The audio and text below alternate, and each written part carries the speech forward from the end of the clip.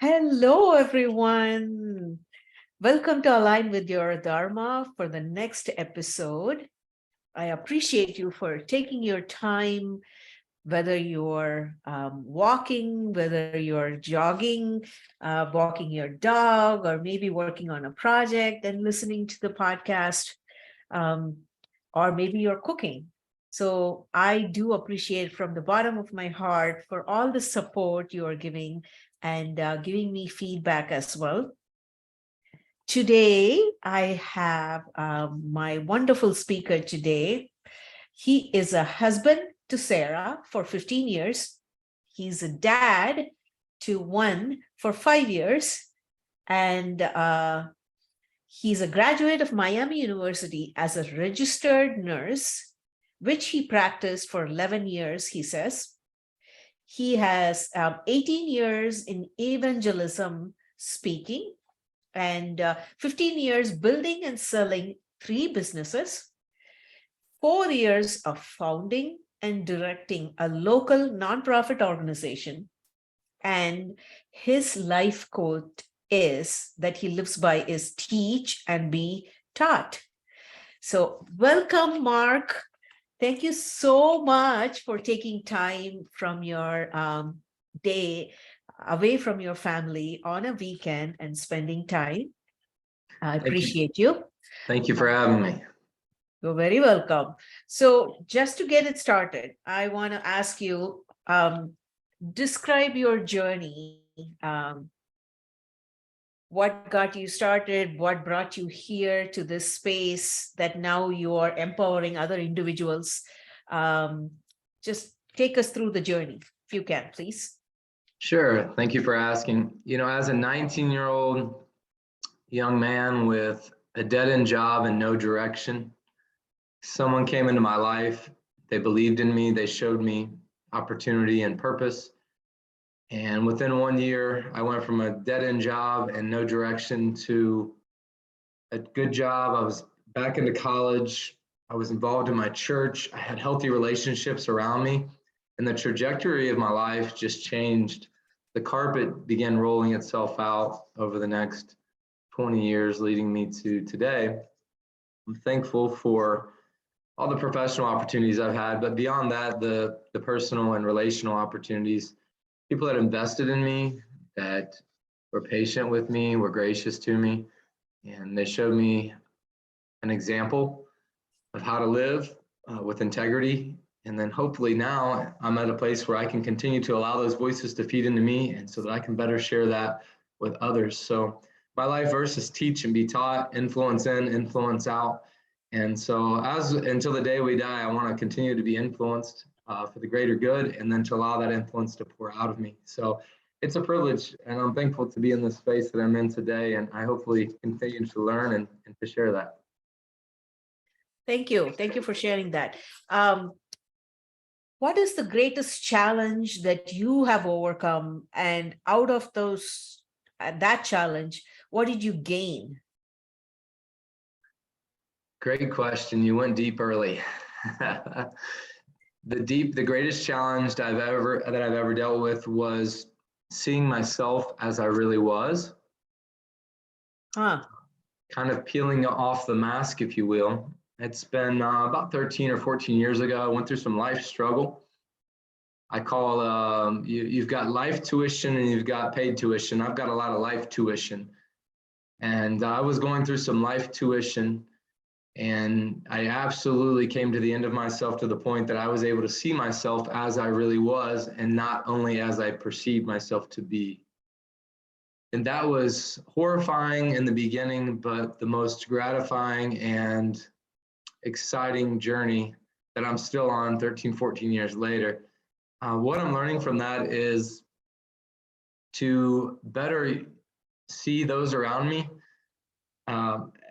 for opportunities. Instead of seeing those around me as competitors or challenge, I see those around me as opportunities for me to be of influence to them, and they to be of influence to me. And it's just opened this world of awareness and this world of possible impact in or out. it's been a real game changer. And I say that present today as I would have said 14 years ago. So I'm thankful for that life tuition that still speaks loudly to me. Thank you for sharing. I'm curious to know how you start your typical morning and how do you see yourself, your day? How do you start your day and how do you see yourself? Great question. So I try to articulate my week where everything's compartmentalized so that I don't neglect pieces that are priority to me. So I try to put my life focus, I call it the core four. I try to have God as my priority. So my day starts with prayer and some scripture reading. And then it focuses on my wife. My spouse is number two. I try to make sure her needs are taken care of and she's got what she needs for the day. Number three would be my child. I'll look into whatever his needs are for the moment, which changes. He's almost 5, so it changes by the minute. And then lastly is everything else. So it starts with God, then my spouse, then my child, and everything else. And I've learned that if those things stay in their proper order, starting with the beginning of the day, they'll usually follow suit throughout the day and throughout the week. It keeps me aligned, it keeps me grounded. Otherwise, I can get myself in trouble real quickly. So everything else includes community? Community, yes. Community, community, community. Yeah. Who inspires you? Or do you have mentors? Yes, I do. I've got several men that I strategically have in my life, and they know they're there for that reason. A couple are there for relational, professional advice. And then I've got another one or two that are there for kind of all of the above, struggles, personal issues, questions about how to navigate forward. These are people with more life experience. They've got more gray hair and less hair than I have, and that means I need to be listening because they're wiser than I.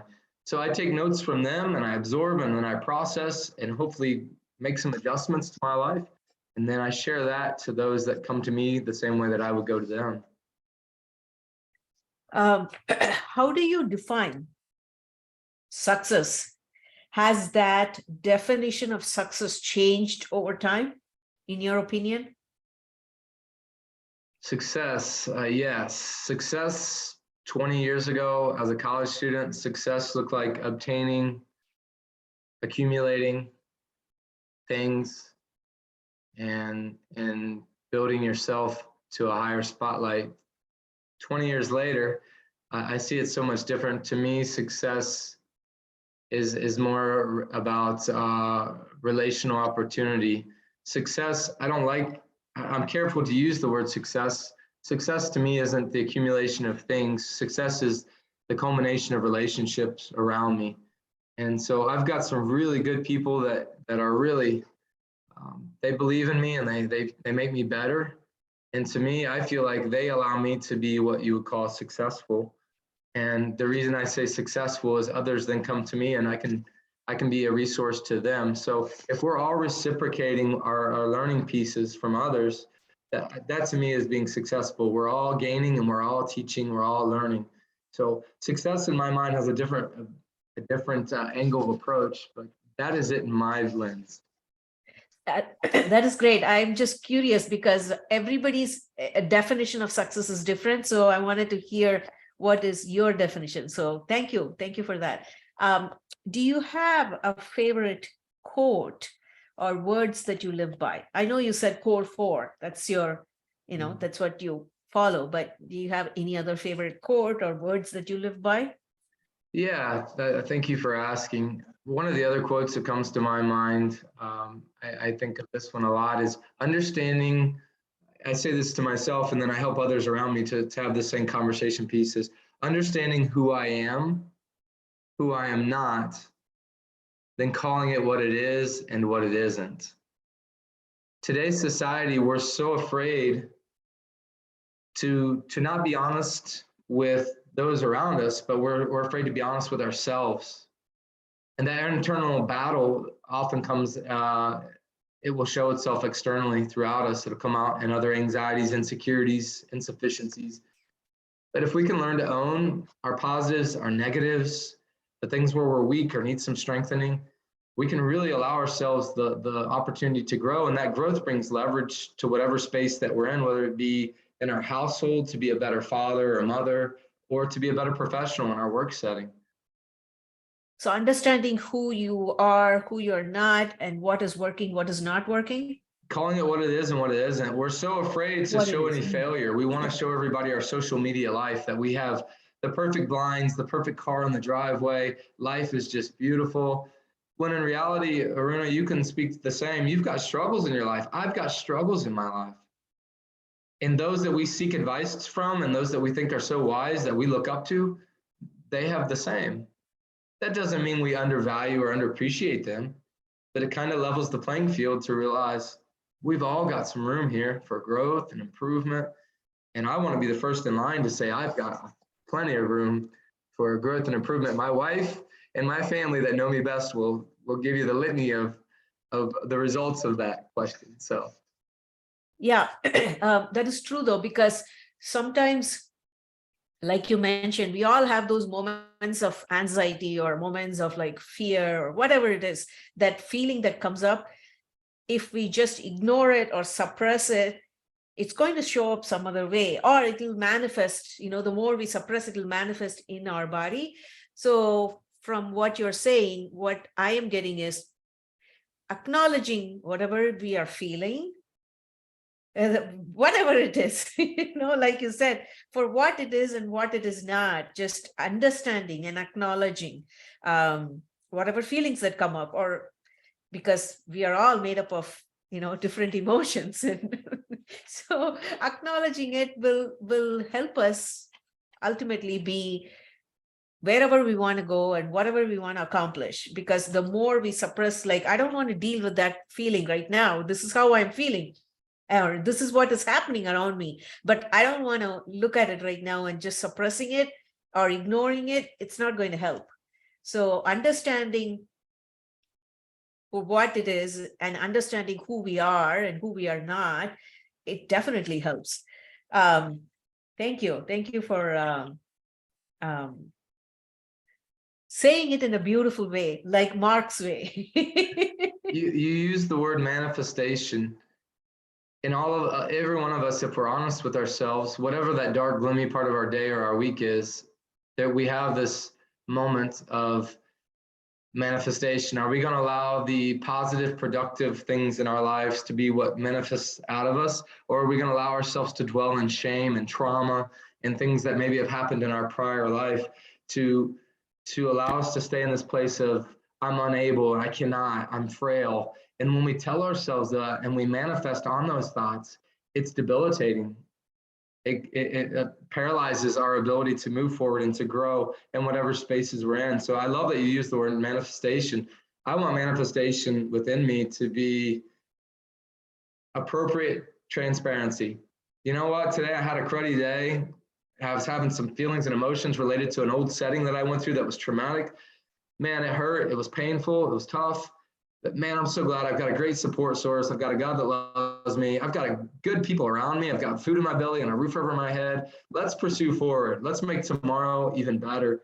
And let's allow the manifestation of what comes out of us to be productivity and pursuance of a better opportunity from there, instead of the woe is me, the victim mentality that we see so often today.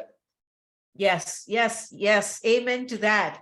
Because when we provide the space for us, like you said, understand who we are and who we are not, and just be in that space and no judgment about us or the people around us or the situation around us or the environment, because we are who we are right now because of those people and because of those environment, because of those situations, right?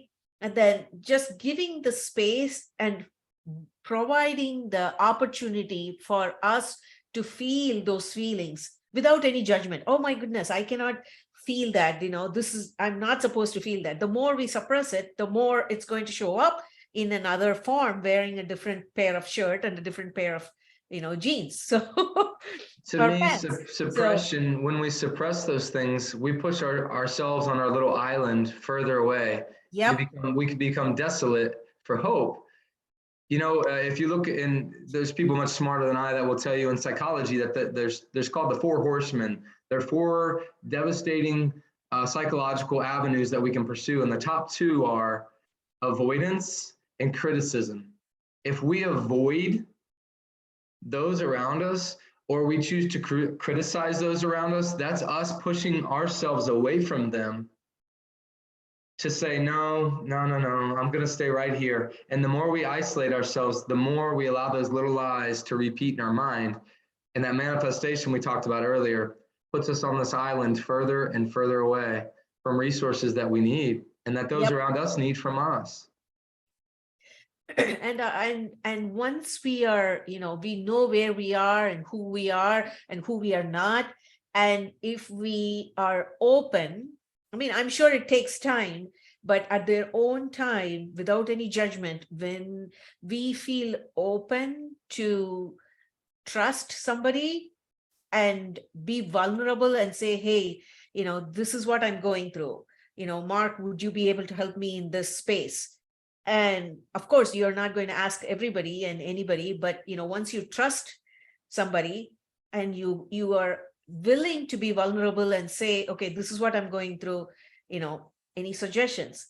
It takes a lot of courage. But again, understanding who we are and who we are not, and understanding the feelings and being in that space and holding that space for us, and then asking that person who we trust for the help, and them also holding the space without, like you said, without avoiding you, without criticizing you, and giving you an honest feedback like, okay, this, I hear you, I see you, I acknowledge you, and then providing you the feedback, because that's all we all of our basic needs: want to be seen, want to be heard, want to be acknowledged, want to be appreciated.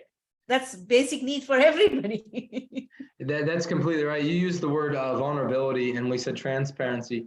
That only comes when the setting or the environment around us is safe, not just physically, but emotionally, psychologically. We feel like what we have to say, from our mannerisms to our words to our actions, it's going to be safe. It's not going to be avoided or criticized or shot down. It's going to be welcomed, even if it may seem in our minds like total left field. It might seem like it's way out there, but it's going to be absorbed and accepted.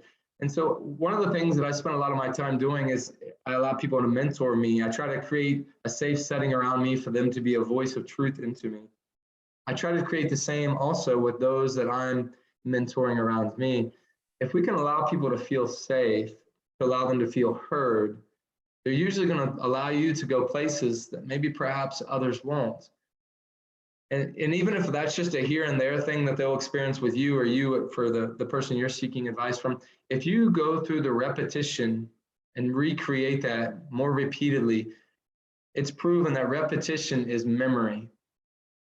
Memory will create new avenues, new pursuance, and new opportunities that will open up more extended stays in a safe place. We'll create these safe places more frequently that we allow people to come visit with us. By offering that space and taking those risks and being of courage, it allows us to say that I can instead of I don't know if I should. Yes, that is true.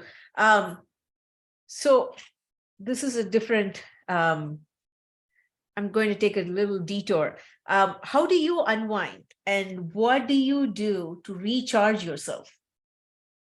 Well, this is something I've had to learn through the years of my life. I've always had an extra gear from most people. Most people have a 5-speed transmission. Mine's probably had 6 or 7 speeds. So when you read my profile, I'm just shy of 40. I've done a lot in my short life. My mentor tells me I'm 20 years older than I am. So what I'm going to tell you is from people that are wiser and older than I am, to help me slow down the process within and to take time to reflect and regenerate. So it starts to me with having a relationship with God, having a relationship with those around us, to speak wisdom and truth to us. I do a lot of like deep breathing exercises, calisthenics. People don't realize the value in stretching. I don't play as many competitive sports because I'm coming close to 40, and we know what happens. You start to get injured. So I stretch. Take 5 to 10 minutes just to stretch, whatever the tightest muscles are in your body. Stretch for a few minutes in the morning, a few minutes before bedtime. Do some deep breathing exercises. Turn off all external stimuli, TVs, cell phones. Put your phone in a different room when you sleep at night. I have to leave my room, go to a different room in my house to get my phone. I try to not see my phone for about 8 to 10 hours at the nighttime space. Mm. Just that alone, not having it in front of me to distract my mind, allows me to go to the place where I can feel like I'm more than just the people reaching out to me or me reaching for. I can just be. Mm. Perhaps the greatest advice given me to me, Aruna, was by one of my mentors. He said, Mark, you are an unbelievable doer. If you do, you're eventually going to run into struggles. You've got to learn to be. Yes. Yes, that is so true. Thank you for saying that. It's just be, right? That is so true. And when you said that you take deep breathing when you are stretching, you are just being with yourself, being with your breath, just acknowledging whatever your body is, telling you. That is beautiful. That is beautiful, because sometimes, there is nothing wrong, don't get me wrong. You can put on the music and stretch. There's nothing wrong with that. But like you said, external stimuli, when you put on the music, you're going to stretch to that tone and that tune. But, why don't we tune into ourselves, just stretch to this inside tune that is coming from inside, and just be present in holding the space. Yes, that is well said. It is so true. We talked a moment ago about creating safe space. If we don't take time by ourselves with no one else around, just the I inside of me, just the I inside of me is going to take a moment for myself to take a 5 or 10 minute vacation and say, I'm worth it. I'm going to do everything else doesn't exist right now. Nothing, just me. The more we can create the safe space just for that I within me, the more we're going to be healthy to create safe spaces for others to come in and out of that space, to allow us to be a resource and to be of resource. That's beautiful. I haven't heard that version, I within me. Yes, I agree with you. Because I heard somebody say during the 5 days in the week, 5 working days in the week, somebody said 2 days, or no, I don't think they mentioned 5 days. I think they said in the 7 days in the week, 3 days you are spending time with your partner, 3 days, right? And then 1 day with your partner's friends, and then 1 day with your friends, and then the rest of the 2 days, with the community, like either with both of your friends, or you are participating with the community. But then no, then 1 day with the community, 1 day with yourself. That's what it is. 3 days with your partner, and then 1 day with your partner's friends, significant others' friends, and then 1 day with your friends, and 1 day for the community, 1 day just with yourself. So that goes to what you are saying, I within me. So spending time with ourselves, understanding what is triggering, what is not triggering, what you are triggered by, all of that, right? Acknowledging all of that. Yes. So let me ask you this. Since you said you have had so many businesses and you had a successful business and you sold them as well, what did you learn about your business this year that will help you improve it next year? All right, this is when the humble pie comes in. Humble pie is necessary, and I'm going to be relevant to say this, but I learned this past year that when you have good people around you, and if you really are doing well, you should, I don't like to use the phrase should, but you should have people to some capacity that are beyond you or above you to make us better and to sharpen us. But when you have that capacity, we need to be taking more notes. We need to be listening more. And I've learned this past year that I've had some really high level people around me. And there's been a few instances where I thought, no, I kind of know where I'm going with this. And I kind of went my own direction. When had I really leaned into them a little more, not just allowed them in my space, not just listened to them, but really heard them and processed that, I could have saved myself 15 or 20% learning curve of some struggle and opposition that came my way had I been a better listener and then pursuing the process of what they were saying. So I guess my point is better understanding to utilize those around you that want to be there for a resource to you. Allow them to be a resource to you, and then take them serious when they speak.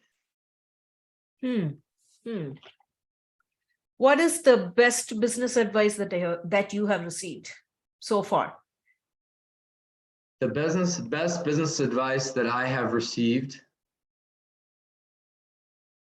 I would say is part of this was said to me and part of this was experienced, is allowing those around me to better platform their skills, their ideas, their thoughts. If someone's got 50% capability as I do, but they've got upward momentum in the right direction, you just keep that carrot in front of them. Keep them hungry, keep them moving forward, keep them motivated. They'll go on to be as good or better than anything I could ever be. Just keep them motivated, keep them excited. What is the worst business advice? Take it yourself. Take it on yourself. Yeah, you don't need anybody else. I've had some people in my world that have been way more successful by the world's view than I, but they were kind of lone rangers. They would take opposition. They would deal with everything themselves. They would burn bridges along the way, but their personality and their mentality was so strong, they always found a way to recover. So if they were to look back, there's just burnt bridge after burnt bridge after burnt bridge, even though they had the quote unquote success in their business, they burned a lot of relational opportunity through the way. It's beautifully said. Do you have any regrets at all? Wow. How much time do you have, Aruna? Yes, I'm going to answer your question with kind of just giving you just some life circumstance. We talked earlier about life tuition. If you said regret, I've had some, I call them 2x4s to the head, figurative 2x4s. Just, it hurts. You go through these situations, circumstances, and you kind of feel like you've been hit over the head with a 2x4. So I would say in those experiences, personally, professionally, relationally, ministry-wise, in about every capacity, I've taken a 2x4 to the head. And that's not woe is me. That's not saying, oh man, it's so hard to be me. It's saying I probably could have done some things better. I could have pursued some avenues a little differently. I could have listened to people a little more intently. But what I have learned to gain is the greatest tragedy in our lives is often the largest planting of seeds for opportunity to flourish, to take us to healthy places. So that even though I can say, yes, I've got some healthy regrets, and hopefully as I age and gain wisdom from these people that glean into me, these 2x4s become smaller and smaller and less and less. But as these oppositions come my way, or as I go through these learning curves, don't just give them the finger and say, oh, you guys don't understand. Welcome that in, welcome that opportunity, welcome the pain. This hurts, this is not fun. I don't want to do this again. Who can I bring into my circle to keep me from going here again, to keep me accountable, to give me advice, to mentor me, so that I don't have to feel this again. And perhaps I can help someone avoid the same pain of what I just went through. So what I'm hearing is the 2x4s that you have had gave you the opportunity to learn from that and look at those challenges in a way where, what is this? Why is this challenging? Why is this hurting me? What is this challenge, trying to teach me. Is that how you look at it? That's exactly it. I spent the first 25 years, 23 to 25 years of my life, something would come across my path that would cause me to stumble or fall. And I had somebody to blame or something to blame. Maybe not, maybe I didn't show that to those around me, but internally I thought it's their fault. It's their problem. Instead of saying, okay, they were part of the problem. If they wouldn't have done this and this, but on the other side, man, had I responded this way, or had I been a little more thought-provoking in this direction, then it brings opportunity for you to learn. And if others feel welcome to learn with you, you just not only build a relationship, but you're growing closer together. And that really is exemplary of leadership. And I've been in a lot of leadership roles. But as I grow older, I realize that leadership isn't having all the answers. Leadership is calling it what it is. I'm going through a muddy time right now, and here's what caused it, and here's how much of a piece of that I am to that. Leadership is calling it for what it is. You know, I grew up in the era of, if you went to a teacher, if you went to a pastor, it was kind of, come to me there. You know, I felt this growing up. Come to me, little grasshopper. I have all the answers. That's what I felt. Whereas I didn't feel safe in those spaces because I felt like I can't tell them my insecurities. I can't tell them my life blemishes because they seemingly have it all together and they're going to look down to me. But what if they had said, you know, Mark, you just shared your struggles. I've actually got some similar ones. I'm 20 years farther down the road. They might not be as amplified as yours because I've been able to learn, but I can relate to you because I still run into that struggle sometimes. And I'm sorry you're dealing with that. Is there a way that I can be a resource to you? The dialogue completely changes. They suddenly become this safe space we spoke about. You suddenly feel okay to be appropriately transparent or vulnerable. And then the things you expel from your mind and your mouth then allow them to be the same back to you, to offer resource. Yeah. And hopefully we can reciprocate that and the process keeps spinning forward. Yeah, definitely. Definitely. That's beautifully stated. Yes. What is one achievement that you were extremely proud of? One achievement I'm extremely proud of. I'll give you a tangible and an intangible. Tangibly, I love my family, my heritage. Very, very proud of my family. Great family heritage. I was the first male in my family to get a college degree. So that meant a lot to me to put that cap on and to walk that day. That meant a lot to me. Perhaps it's just a piece of paper, but just to know that I allowed influence from God and others in my life to say, hey, there's a different road for you personally. And I changed my path and it led me to get some education that's really been influential for my life. So that's a tangible. The intangible, I would say, thing that I am most proud of is that 13 or 14 years ago, hitting the brakes really hard, running into that wall, bruised, banged up, broken in many ways. But I took on the attitude of I'm either done and this is over, or I'm going to make this the greatest opportunity life could ever give me. I'm going to soak it up. I'm going to chew on it, listen to it, smell it. I'm going to taste this in every capacity, as bad as it hurts, and it's going to change my life, and I'm going to help change others' lives through the process. Wow, that's so powerful. People who are listening, I'm sure they'll be inspired by what you mentioned. You know, it hit home. Thank you for sharing. Thank you for sharing.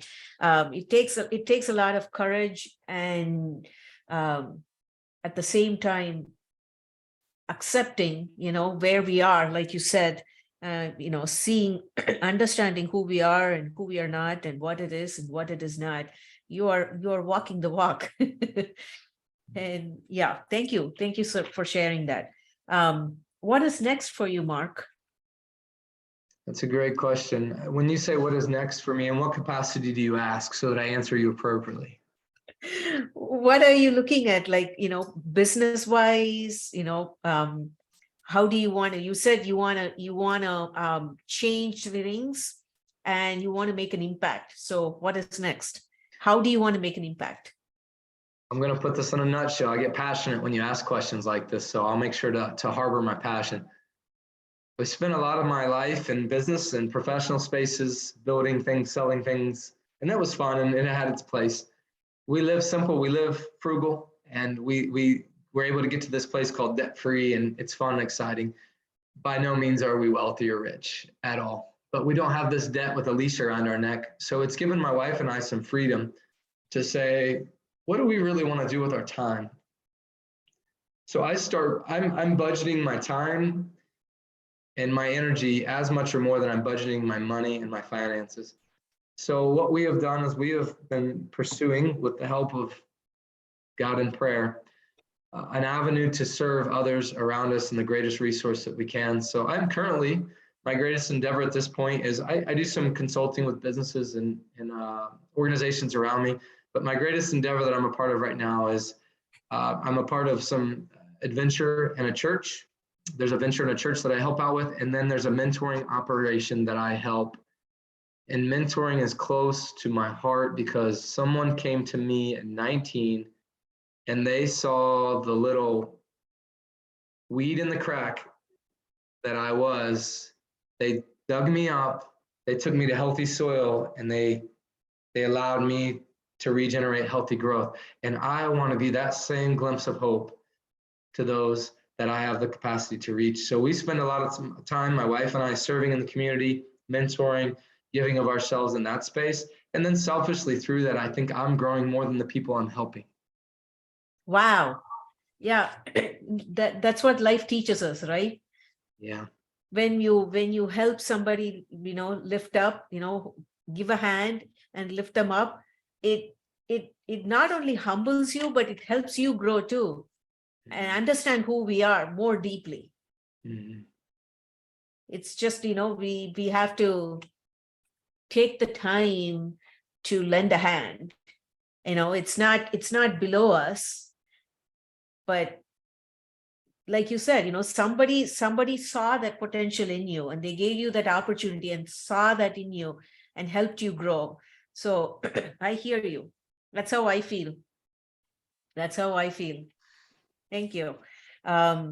What is your favorite, if you have to say one favorite business tool, resource, app, whatever it is, what is one? If I had one tool beyond my personal endeavor of the Word of God, my greatest tool would be a resource of, I like listening to reading books and listening to material. I listen to a lot of podcasts. There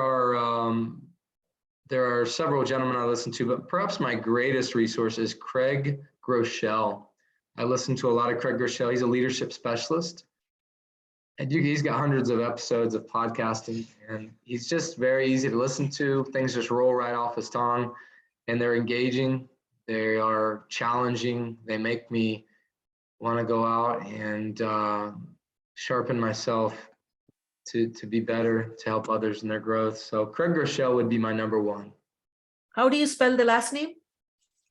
Groeshel, I believe. If you start that in Google, it will finish it. Okay. Okay. How do you stay motivated? Say that again. How do you stay motivated? How do I stay motivated?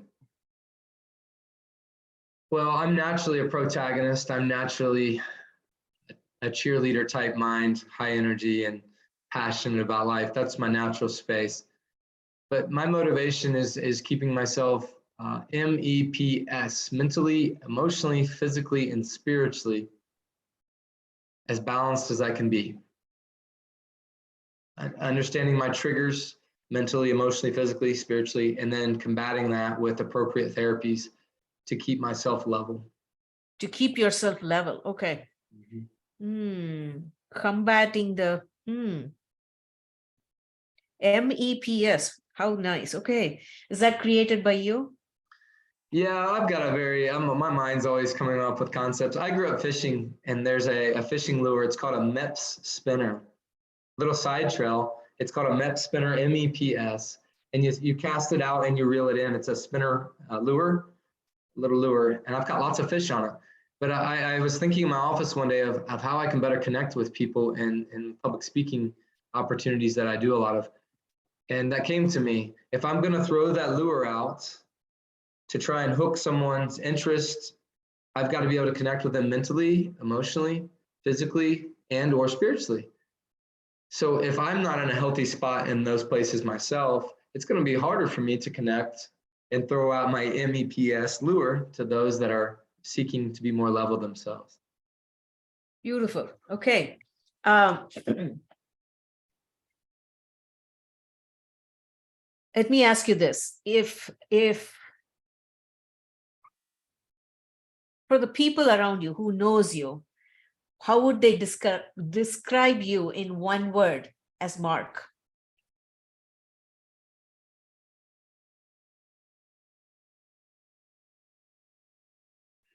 If I put it in one word, I think the word relentless comes to mind. What is it? Relentless. Ah,